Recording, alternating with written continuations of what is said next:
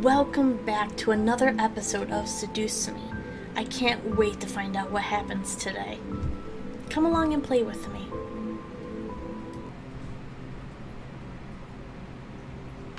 Hey, Dad. Hey, honey. As we got into the car, I noticed my father looking troubled, clenched at his steering wheel and staring straight ahead, as if something was really bothering him. About what happened yesterday. I'm sorry for yelling at you. Does your cheek still hurt? No, it's nothing to worry about. I mean it. I shouldn't have laid a finger on you. You know that you're my most precious daughter. You're all that I have.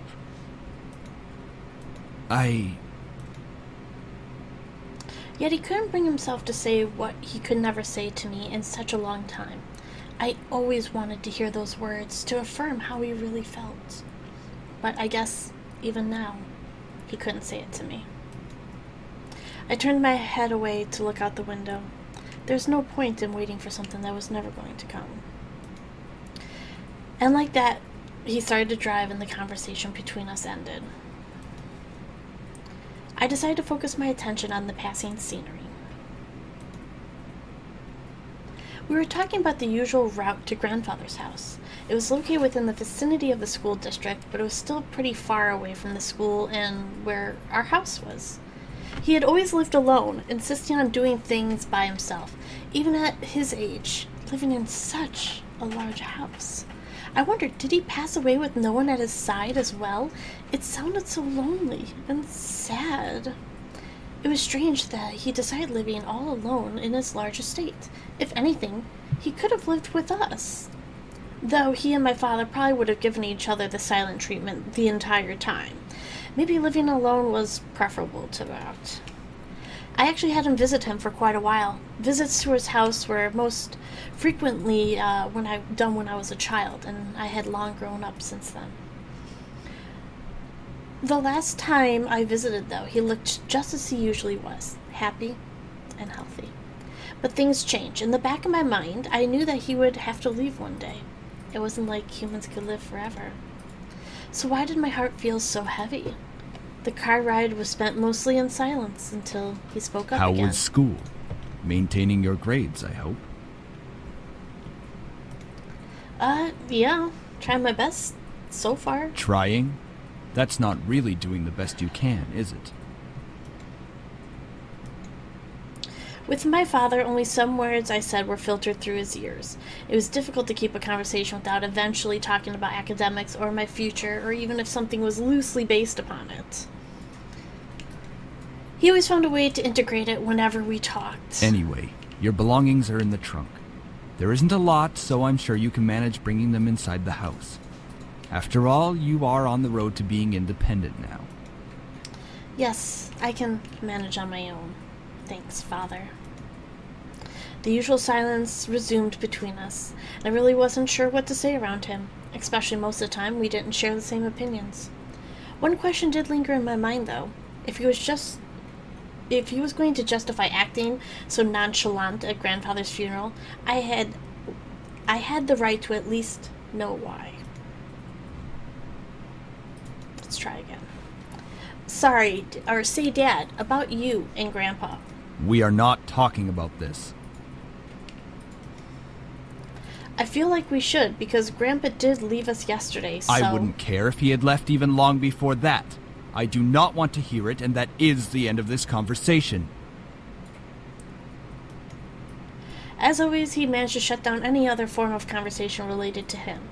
It was just like what happened last night. I opened my mouth slightly, but closed it again. It was like talking to a brick wall. It wasn't like I could find out anything, somehow arguing my way through it. Alright then. I leaned against the car door and stared out the window. I really couldn't think, what would this place be like? It'd been my grandfather's house before, but it's one thing visiting and another thing actually living there. How would I manage living on my own without any training to really care for a house? I knew that bills would naturally be paid by my parents who inherited grandfather's stocks to the corporations, but I never lived independently before. Thinking about it made me feel like some kind of bird being pushed out of the nest. I was technically an adult, but I felt unprepared and a bit daunted at the prospect of actually moving into a new place. Most people my age would be dressed ecstatic, wow, moving out. After all, it would be symbolizing some kind of change in their lives, like being on the road to independence. But it felt like nothing of the sort. I really hoped I wouldn't let my parents down. I wouldn't want to be letting my grandfather down either. What would he say right now? I gazed up at the passing clouds in the sky. If you're out there, grandfather, how would you be doing? Would there be anything you'd want to tell me at this moment? And of course, no answer. What was I doing? Searching for an answer in heaven that would or would not exist? I ducked my head to stare at the blur of trees and the cars out the car window. My head was definitely going to be in the clouds at that moment. Either way, I found myself being driven off to my new home. Our car rolled to the stop and I drifted out of my thoughts. Here we are. Go on in. All right. Tell Mom I love her. All right. I love you too, Daddy. No, make sure, come by, visit us often. No, I'm gonna miss you lots, other than a blank stare. I paused a bit before reaching the car door handle, waiting for any form of goodbye, but he didn't speak again. I exited the car, hearing my dad pop open the trunk, and I saw the 2 large bags I packed the night before. They were large enough to carry only the things I needed. I took them out and placed 1 bag on each shoulder and closed the trunk. He then drove off, leaving me alone in front of the mansion. I watched the blue car fade into the distance of the road before turning to see my new home. There it is. It's huge. My grandfather gave me this. It's hard to believe. The house is framed by a set of tall gates. I hesitantly pushed them aside to take in the entire estate. The house still looked like it when I last visited him. At a glance, it seemed kind of intimidating with its size, though if I came closer, it was clear that there was more to it than just that. The brick walls were framed by shrubbery and lovely flowers, giving it a homely and welcoming look, but in contrast, the tall doors in the house gave me this feeling of grandeur. Who knew what was waiting for me? But I wouldn't back down at this moment. I took out the key to the front door and unlocked them. May as well make myself at home. I'll be seen here for quite a while. That's when I saw them. Lying on the floor was a group of men. They were all unconscious, but there's no explanation to why they were there in the first place. I dropped my bags and let the door close on its own behind me. Huh? Who the heck are these guys? Why are they here? What's going on? Some of them had opened wounds, and the blood was staining the floor, and the scent was intermingling with the air. I couldn't help but feel bad for them instinctively. But nevertheless, I was shocked and a little bit angry at the sudden intrusion. My mind suddenly went from caring and concern to confused and demanding answers. Who are you guys? No response. I'll call the police. Still nothing. None of them seemed to awake or respond to me. It seemed surreal to have random strangers in the house I just moved into, but I wanted answers quickly. That was until... Eep! Get away from me! Woman, you're going to let me kiss you. I couldn't believe it myself. With a mere blink of an eye, one of the men went from lying on the floor to being right in front of my face. What was even more odd was that I felt serene and calm about it. Slowly a desire burned from my chest, telling me to accept his kiss, even when my mind refused. Go ahead? Good.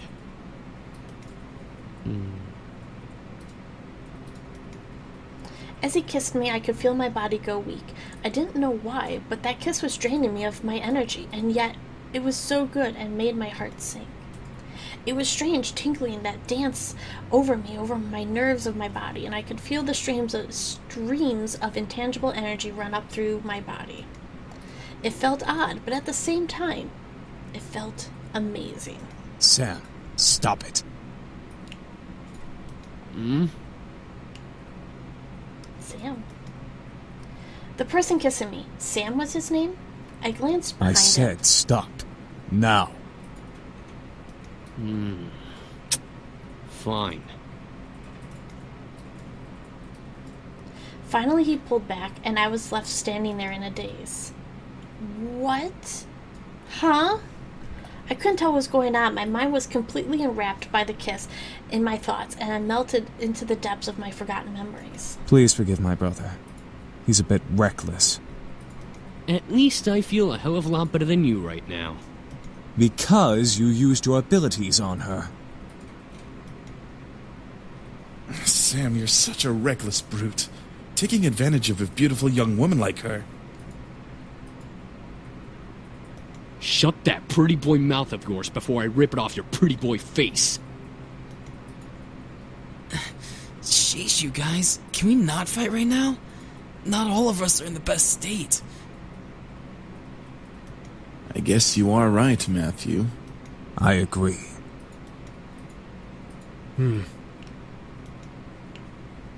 However, as the men got up and started to chat freely, my thoughts began to reassemble, and I remember my confusion and anger rose again, now only multiplied tenfold.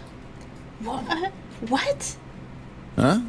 Did you say something beautiful? And I exploded. What is going on? Why the hell are you all here in my house? Why are you all wounded? Why did you kiss me? Who are you guys? I couldn't help exploding, but after being taken advantage of and being left in a mush state, my words escaped without filter. I definitely scared the men around me, and even the man who kissed me. Wait a second. The guy who kissed me. Ouch! What's your problem? What's your problem? You can't just go around forcing people to kiss you like that. Are you some kind of pervert? Pervert! It was only a kiss! It might mean nothing to you, but it means a lot to me. What? Was it your first kiss? Ow! Hey! What was that for? I know first kisses aren't exactly amazing and full of sparkles and something out of a fairy tale, but I at least expected to be more than just something forced. So it was your first kiss. Stop making such a big deal out of it. Are you asking to get punched again? Well, what do you want me to do? It's not like I can somehow take it back. Should I hit him again or ask for an apology?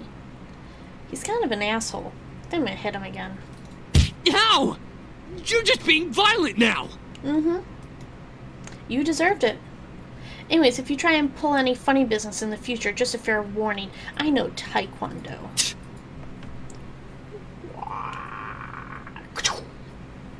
Kick your ass. I think I've bickered enough. Time to get to the main issue. So what exactly are all of you guys doing in my house? Miss, please forgive us in our intrusion. We didn't know this abode belonged to anyone, nor did we have the time to take that into consideration. What? What do you mean? You just don't barge into people's homes? We wouldn't have had to if we weren't as wounded as we are currently. We just escaped from a deadly fight that could have ended our lives. Luckily for us, your home was near and the windows were unlocked, so we quickly came inside. Last time I remembered, there were laws preventing strangers from stepping on private property, although considering the severity of the wounds, it probably had to be serious. I guess that explains the wounds, but not why he kissed me. He had absolutely no right to do that. Well, lovely flustered lady, it's hard to explain, truly. We're not exactly normal. Not normal? What are you guys, demons or something? I asked, almost jokingly, but the boys seemed to take my question differently.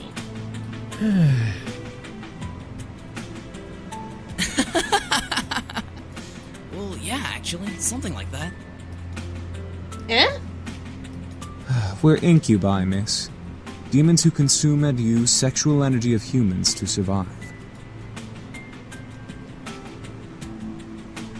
What? Incubi? The famous demons that existed to haunt humans just to make them sex-crazed monsters? The mythical beings that could look like anyone just to get into your pants? The imaginary monsters you only saw in movies or on TV? Hello? Did you hear him? We're telling the truth. Do you think she's still processing it? Yes, and she'll understand right about... Right. Well, it was funny while it lasted. It was time to cut the joke short. Incubuses do not exist. There was no way they existed. That would be practically impossible. Ahem. Incubi is the correct plural form. And yes, we do exist. Prove it. As soon as the words left my mouth, I instantly regretted them. Very well. Eric, go ahead. Very well.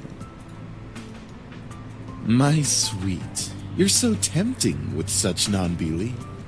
Let me ease your mind with a tender kiss. I promise you'll enjoy every minute of it, and maybe you'll even want more. What? Once again, I was lost in a pool of calm and serenity. Staring into Eric's eyes, I felt waves of heat course through my chest and onto my face, painting my cheeks red in their wake. I couldn't help but nod and agree to his offer. Yeah? Okay.